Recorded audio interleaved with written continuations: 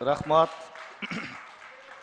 Урматтуу Балбак мырза, сиз жакшы маселени айттыңыз. Парламент жөнүндө албетте коомчулукта ар кандай орундуу да, орунсуз да сындар боло берет. Бул мыйзам ченемдүү көрүнүш. Анткени менен бизди ошол сындаган эл өздөрү шайлап, ишеним артып, бул жерде 90 депутат отурат. Бул да мыйзам ченемдүү көрүнүш.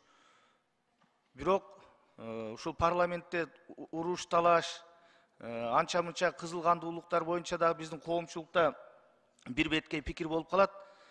Өзү парламенттин табияты уруш, талаш, жаңжал менен. Парламент деген ошондой болот. Мына бизден өнүккөн өлкөлөрдө, демократиялык өлкөлөрдө бири-бирин кызыл чеке кылып, урушуп, мушташып, мына ошондой болот парламент. А бизде болгону баягы тоталитардык системадагы Советтер Союзунун убагында унчукпай кол көтөрүп, тартиптүү окуучулардай болуп, добуш берип, сөзүн айта албай отурган парламентке көнүп калганда, анан бул парламентте кичине ызы-чуу болсо, уруш талаш болсо, дароо сындайт. Бул туура эмес. Парламентте уруш болуш керек, мушташ болуш керек.